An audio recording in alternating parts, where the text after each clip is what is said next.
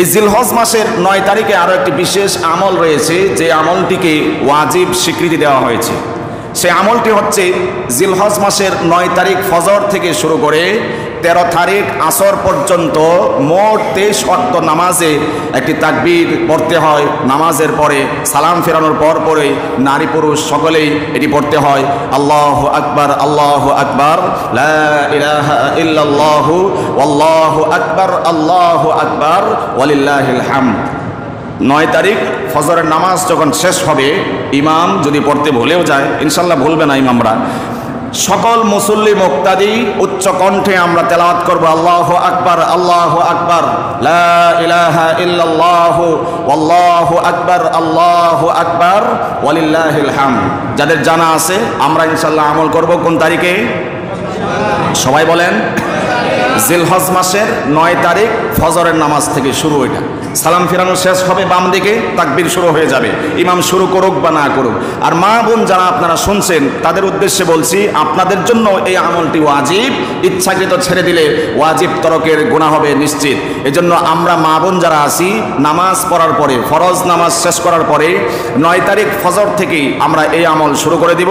আমরা উচ্চ কণ্ঠে নয়, মহিলারা মা বোনেরা নিচু কণ্ঠে ক্ষীণ আওয়াজে আমরা এই তাকবীরটি পড়ব। আবারও বলছি, আল্লাহু আকবার লা ইলাহা ইল্লাল্লাহু আল্লাহু আকবার ওয়ালিল্লাহিল হামদ।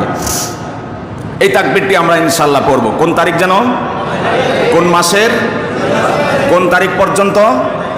13 তারিখ পর্যন্ত, 13 তারিখ আসর পর্যন্ত মোট 23 ওয়াক্ত নামাজ, ফরজ নামাজের পরে আমরা এই আওয়াজ করে উঠব ইনশাআল্লাহ। আমাদের সবাইকে তৌফিক দান করুন, বলুন আমিন। পাশাপাশি ছোট্ট করে একটি মাসআলা বলে নেই। মাসআলাটি হচ্ছে, কারো যদি নামাজ এই 5 দিনে 9, 10, 11, 12, 13 আসর পর্যন্ত এই 5 দিনে যদি কোনো ওয়াক্তের নামাজ কাজা হয়ে যায়, এই 5 দিনের ভিতরে যদি সেই কাজা নামাজটা আদায় করা হয়, তাহলে কাজা নামাজ পড়ার পরে আমরা এই তাকবীরটা আদায় করতে হবে, ওয়াজিব। আর মুসল্লি মুক্তাদির উদ্দেশ্যে একটি মাসআলা হচ্ছে, মুক্তাদিদের উদ্দেশ্যে, আমাদের যদি কারো কোনো কারণবশত হয়তো আমরা ইমামের সাথে সালাম ফেরাতে পারলাম না, মাসবুক হয়েছি, পরে এসে শামিল হয়েছি, এমন যদি হয়, আর অথবা যদি আমরা ভুলে যাই সালাম ফেরানোর পরে মনে নাই, ভুলে গেছি তাকবীর পড়তে, তাহলে মসজিদে যারা আসেন তাদের জন্য মাসআলা হচ্ছে, যত সময় মসজিদের গণ্ডিতে থাকবেন, সীমানায় থাকবেন এবং নামাজ নষ্ট হয় এমন কোনো কাজ আপনার দ্বারা সংঘটিত হবে না, এর ভিতরে যদি তাকবীরে তাশরিকের কথা মনে আসে তাহলে পড়ে নিলে ওয়াজিব আদায় হয়ে যাবে ইনশাআল্লাহ।